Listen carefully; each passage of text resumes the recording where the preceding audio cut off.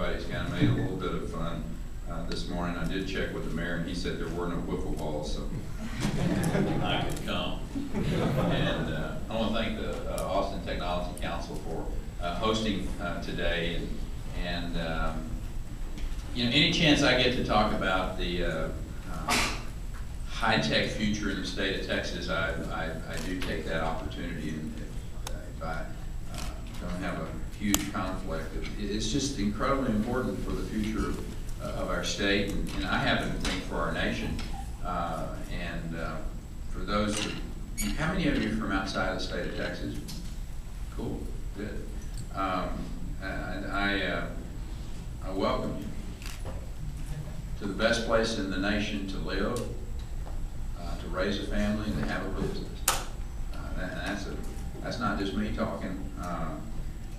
It's a lot of people from around the country that have figured that out. You know, within a very short distance of where we are right now are some of the top minds in the nation, and they're working on startups, or they're working in established high-tech firms, and they're blazing trails at laboratories over at the University of Texas or just down the road in College Station.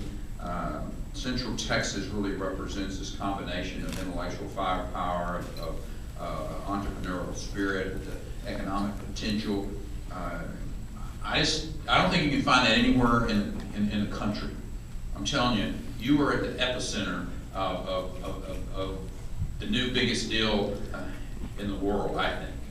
And you also, while you're here, try the barbecue. It's the real deal. You know, it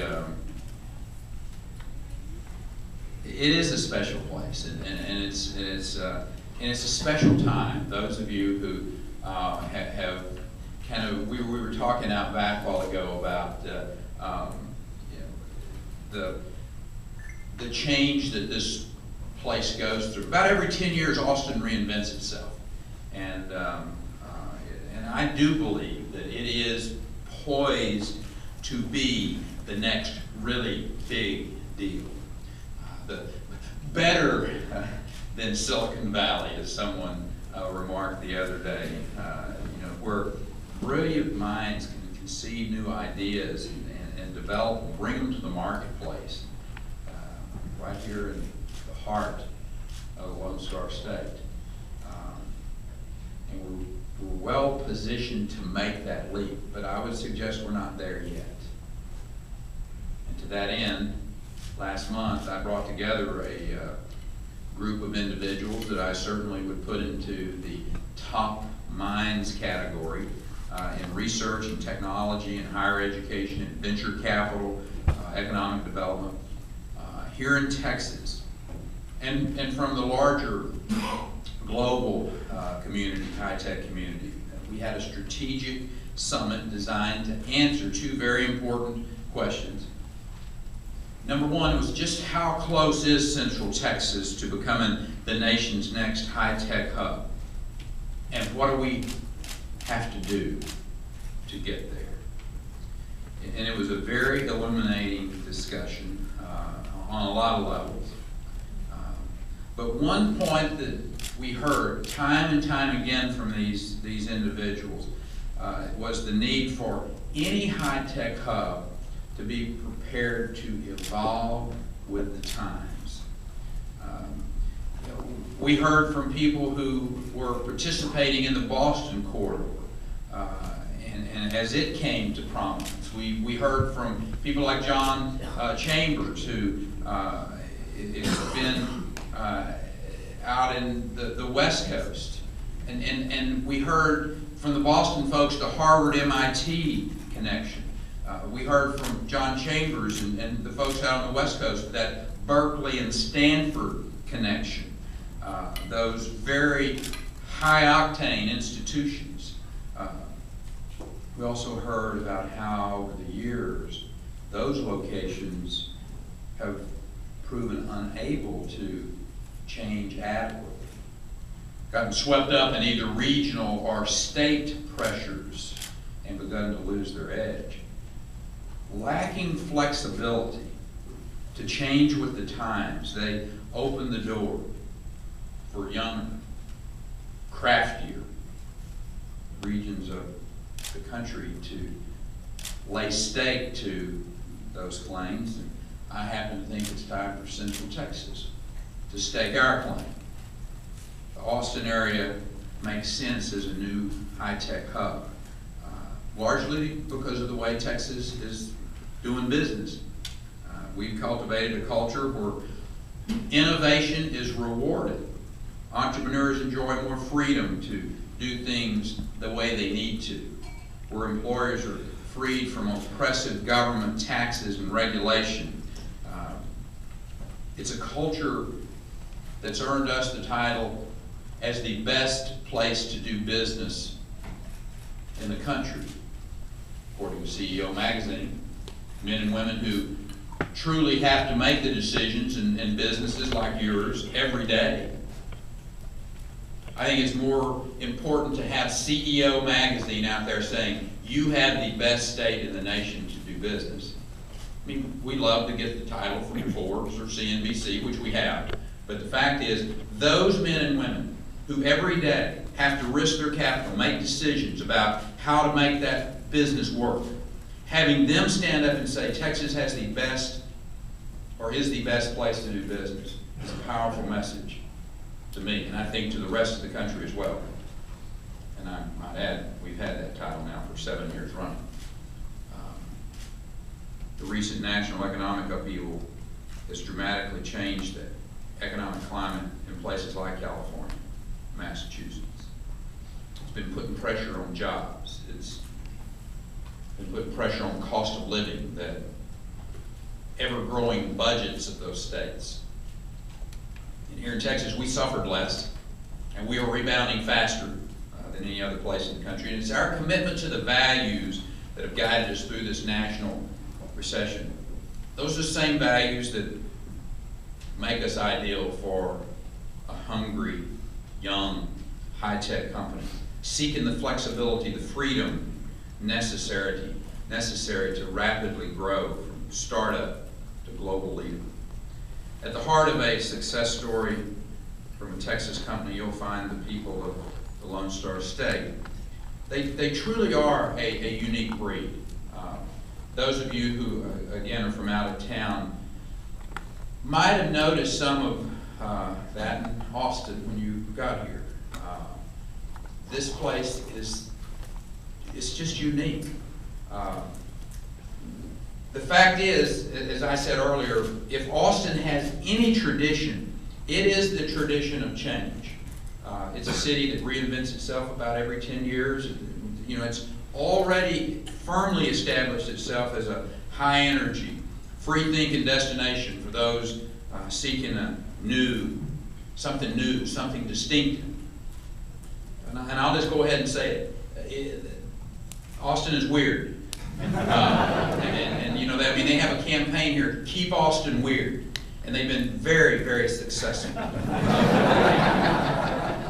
But it is a cool place. I mean, the people here are educated, they're eager, they're ready to make a difference. It's why we attracted those world-class high-tech firms like Facebook, like eBay, Samsung. It's the perfect community to jumpstart any high-tech business. And I think they'll prove to be the backbone to our efforts to attract and keep the next generation of businesses that are going to be developed right here in Central Texas. And I mean, look, there are brilliant people all over this country. And if we're going to make the quantum leap to high-tech hub, we need a clear direction on how to do that. We also need that continued commitment to fostering a newly born company during very dangerous times. When I talk about those dangerous times, I'm talking about from the time of that laboratory concept until they can be competitive in the marketplace. And that's why even during a challenging legislative session, we need to continue to be committed to the Texas Emerging Technology Fund.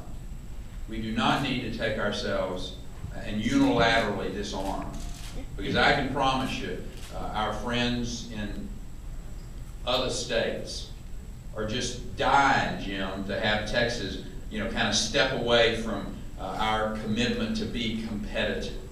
They will fill that void in a nanosecond. Since its inception, the Texas Emerging Technology Fund has allocated more than $196 million to fund over 132 companies. Nearly $173 million more in matching grants and research superiority funds that came from our universities to match and to collaborate with those ETF funds. Those strategic investments are what's helping us keep groundbreaking innovations right here in the state of Texas, instead of them heading to the coast.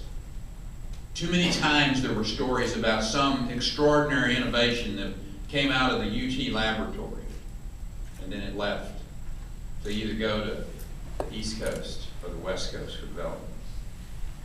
Now we're attracting world-class researchers to schools across our state, not just to these two that I've mentioned here, but for instance, at the University of Houston, we recruited a cancer researcher out of Stockholm, Karolinska Institute, Dr. Gustafsson, who's one of the world's premier cancer researchers. Now, we didn't have to go quite as far when we went over to Louisiana and got Dr. Prokop, world leader in adult stem cell research for regenerative spinal injuries, and brought him to Temple, Texas. Theo Wilkins out of California, world-class cotton geneticist. Those are the types of individuals that we've brought into the state. They talk to each other. We're in the process of talking to another major researcher in a groundbreaking bit of research. She wants to come to Texas. She understands that this is the place to be. This is the new frontier. And we have reiterated that commitment of being competitive with the members of the legislature to keep that Emerging Technology Fund at its level. It's time for Austin, Texas, to follow places like Boston and San Jose as the national epicenter for cutting-edge technology in the United States of America. Our time has come. Now, I don't have to explain the importance of this goal to all of you in this room.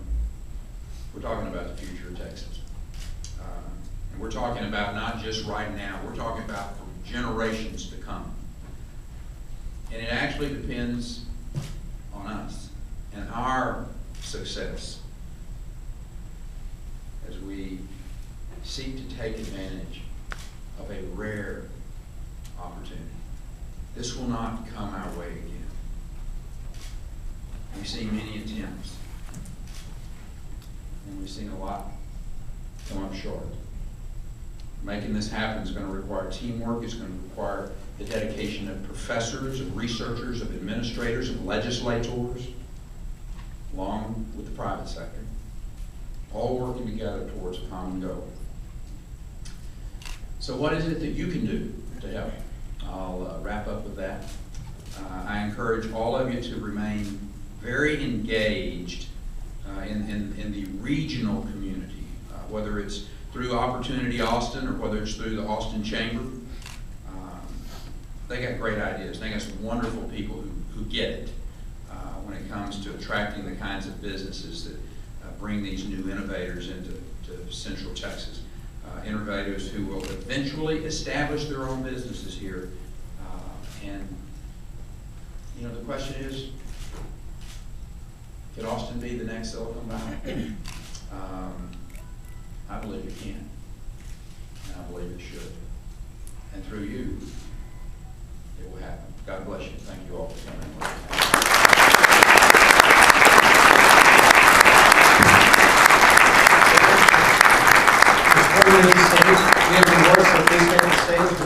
come on up. Stand here in the middle. So before you go, we want to take this opportunity to present you a specific award created by the Austin Technology Council. The creation of the Texas Emerging Technology Fund by the legislature has created more jobs for Texans while giving our state and business a competitive edge in innovation and growth. Your outstanding contributions to the longevity of the Texas commercial sector through economic development initiatives have provided technology industry, all of us, an opportunity to flourish. So as a representative of the more than 200 technology companies in the Austin Technology Council, we are proud to recognize you, Governor Perry, as the Technology Champion of the Year.